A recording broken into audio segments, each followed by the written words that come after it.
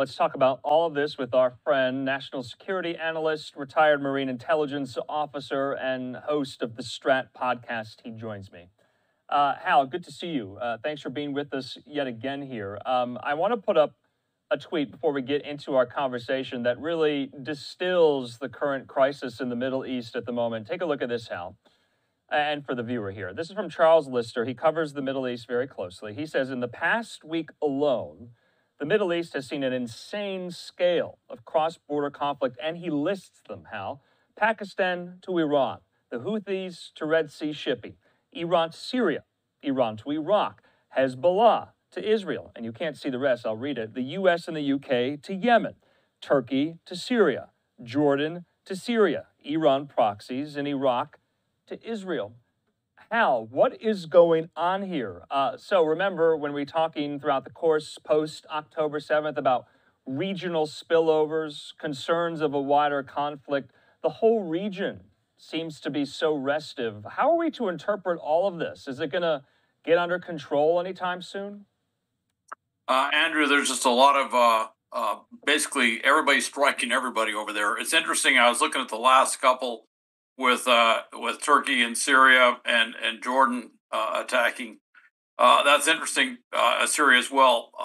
Those were lost in triage in the news cycle because there were so many other things that were going on. They were in print, but they hardly ever got any coverage just because all these other things are happening. What's interesting is, if I could start breaking it down, there are a lot of issues within the Middle East, and this goes back historically. The lines in the sand, in some cases, literally the borders, if you will, are not things that naturally grew up over centuries. A lot of these were arbitrarily written on a map in Paris and London around World War I. And so these borders cut right through the middle of nationalities, ethnicities, and because of that, you have such as what you see with both Pakistan and Iran today.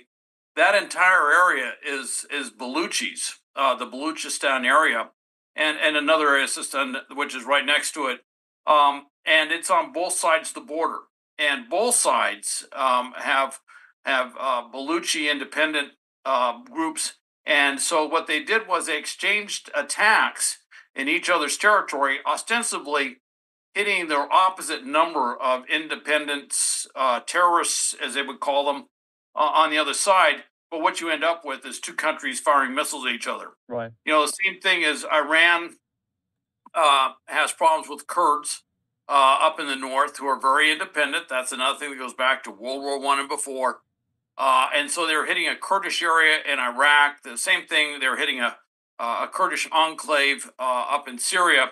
So they're basically, Iran is doing all these attacks, but they're really addressing internal issues, and they're trying to make themselves look strong. What they're trying to do is they're trying to overcome the fact that they were caught completely by surprise by that big attack, one of the biggest terrorist attacks in Iranian history, the Soleimani 4-year anniversary. Which was by ISIS, not by the U.S. or Israel as they rhetorically claimed, but it was by ISIS. Yeah. And so they're trying to export that, and it just goes on and on throughout the region. With the Houthis are negotiating with the Saudis, so part of what they're doing is to get negotiation points. There's just a lot of different things that are being addressed simultaneously, but the fear is it gets out of control, and the fear is it turns into a whole regional war. Yeah, not even a regional war. I mean, Hal, I don't want to be hyperbolic here, but, you always hear critics talk about, World War III, what would that look like? Especially historians going back to how the beginning of World War I began. It was kind of like these dominoes fell all at once, one by one, in so many regions there in Europe. Does that kind of give you the sense of what's happening here, or is that pure hyperbole on my part? Or are the concerns valid that this could just keep escalating? To some extent, when I look at what's going on in the Middle East, they're worried about a wider conflict. Yeah. One thing with the Iranians, and they're behind all these other things. That's the thing is, you go right back to Iran. You take Iran out of the equation, there's nothing else going on. Okay. There's no Houthis. The Hamas did not do October 7th. There's no Hezbollah up north. That's all Iran that's behind that. So you take out the Iran or the Iran presence, that's not happening. But what Iran does not want is a direct confrontation. They like using their proxies for a lot of it for regime sustainment, if you will. They have to externalize all those incredible pressures within their country because, frankly, it's a very unpopular regime, hence the protests that were going on. And so they try to externalize that by leveraging the proxies to attack the West, attacking the U.S., attacking Israel, I see. Rhetorically demonizing the U.S. and Israel. And you may recall that Khomeini and that whole theocratic group loves to call the U.S. the Great Satan. Sure. That was one of their favorite rhetorical verses. But if you take that out, but what I watch is you got this major war in Europe with Ukraine. You got a major war going on, kind of disseminated major war going on in the Middle East. What I'm watching is what's happening in the Pacific. Okay. If that blows up, yes, then you have by definition World War III. That's so interesting. I want to put this tweet up here just to kind of hammer the point home about now the Pakistan Air Force conducting airstrikes on Baluch separatist camps inside Iran. The move comes a day after Iran claimed to have targeted militants inside Pakistani territory, a claim rejected by Pakistan, citing civilian casualties as well. Also, the Associated Press filing saying this, that security officials say Pakistan's Air Force has carried out retaliatory strikes in Iran targeting Pakistani insurgents. Hal, let's move on from this as well, because the Houthis have not stopped. They continue, but we also continue. Lara Seligman tweeting out this news today, Hal. U.S. forces conducting strikes on 2 Houthi anti-ship missiles that were loaded and prepared to launch, according to U.S. officials.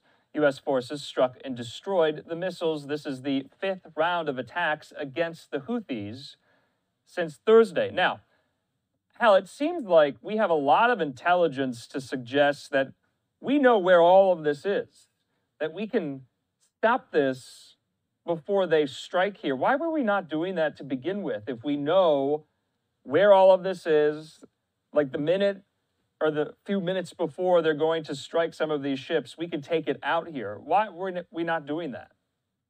Well, all I can do is take the White House at what they were saying was they were afraid of expanding the conflict. So what they were doing was basically intercepting missiles and drones that had already been launched. They were literally en route to ships at sea in the Red Sea and the Gulf of Aden, and doing nothing to attack the ground. And then finally, a little over about a week and a half ago, finally decide, okay, this is way beyond just what we could do with that, and to go after the actual launch sites. Now that was a pretty extensive strike. That first strike that went in hit a lot of different locations, presumably. And certainly based on what little videos out there, it looks like they got a lot of secondary explosions, which tells me they hit a lot of missiles, a lot of ammunition, if you will, and made a big dent. The one thing I look at, and of course, President Biden came out today and basically said or admitted that no, we're not really deterring the Houthis. We're not deterring the Houthis, but I've said this before. We're not going to win the hearts and minds of the Houthis. All right. That's never going to happen. You got to be a realist in this. But Hal, what will it take though if we can't do it? Who will deter them? Well, we're not going to win their hearts and minds, but we can, to paraphrase an old Vietnam stuff. Let's win your hearts and minds, and we'll burn your damn huts down. Well, we're going to burn a few huts down. That's a horrible thing to say, but what we're doing is we're going in there. And by the way, that was a joke, kind of a morbid joke in Vietnam War, but what we're doing is, as we spot them, as we see them loading up those missiles, if we do see them loading up drones, and we have tremendous intelligence, surveillance, reconnaissance capabilities that are constantly, obviously you can see from the nature of the strikes, are constantly monitoring what's happening on the land. As we see those things come out, as we've got a target, we make a decision to hit it. I see. And what that's doing is, it's not going to shift the mindset. Their intent will always be probably to keep doing this unless there's something overwhelming. But we are taking out the means. Okay. And the fact that they weren't able to launch missiles, I think, is pretty important. At some point, hopefully we'll get to a point where we go a day and no missile went to a ship or hit a ship. That will be a good day, is when we get to that, because we've had almost one ship a day getting hit. I think today we intercepted them before. Hopefully we can go several days without anything actually hitting anything. And if we can hit that stasis where we can basically keep it, corked up so that they can't actually fire the missiles successfully, then you might see a little more confidence return to the maritime shipping community, which will open up the Red Sea. And at the end of the day, this is all about keeping global commerce on track and keeping inflation in check and a lot of other larger strategic things beyond actually taking out missiles. Yeah, that will be a metric of success, if you will. Hal, let's just talk about this briefly. This broke yesterday. I was off yesterday. I want to get you on this as well, because you're talking about deterrence. And some Republican critics of this now new designation from the Biden administration, they're kind of alluding to this as a slap on the wrist. The Biden administration labeling the Houthis now as a specially designated terrorist group. So not on the foreign terrorist organization list. Speaker of the House, Mike Johnson, says that essentially this is somewhat milquetoast, that he wants them to be on the FTO list. He says this designation carries weaker restrictions and penalties as well. Also, some House Republicans, lawmakers appearing on Fox News Channel, Hal, said, even under that designation, Houthis can get a U.S. visa. And so it seems like this is somewhat of a prelude maybe to the longer-term FTO list. But and I have to also add, too, this is not going to affect until 30 days from now. So it's somewhat delayed there as well. Yes, it's in motion, but this might not deter them for quite a while. It's very slow. Yeah. That list has power. I'm not going to, if a group is on that special designated terrorist organization list, global terrorist organization list, there are some powerful things we can do on the international front, particularly on going after the supporters, the sources of financing and other things that the groups rely upon. So I'm not going to say it doesn't have any teeth at all. It doesn't have as much legal teeth and certainly as much political gravitas as being on the foreign terrorist organization. I kind of got the sense that they were edging into this for some reason. And of course, you brought up the fact that it doesn't actually take effect for quite some time. I frankly don't know where we're going to be in 30 days with this conflict. Things could change dramatically, not just in Yemen and the Red Sea, but certainly all around the region. So it does seem that this is kind of slow, and I don't know why we couldn't put this into place a little bit faster. It just seems a little bit odd, and I don't know why we couldn't expedite the FTO either. That seems a little bit odd too. So there is some validity in that. I think this kind of goes back to what we were talking about before. Why did we sit back and not hit Yemeni targets, land targets where the missiles and the drones are coming from earlier? Yeah. I think there's a big reluctance to expand the conflicts. There's big reluctance to getting U.S.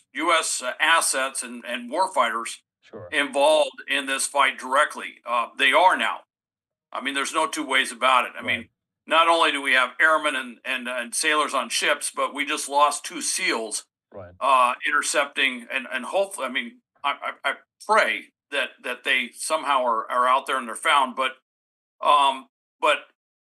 with that, we're in this thing. It's not major warfare, kind of like what we saw in Afghanistan, Iraq. It's not to that level yet, but I would say from a naval perspective, this is as big as they've seen in many decades. I mean, there's a lot going on. Yeah.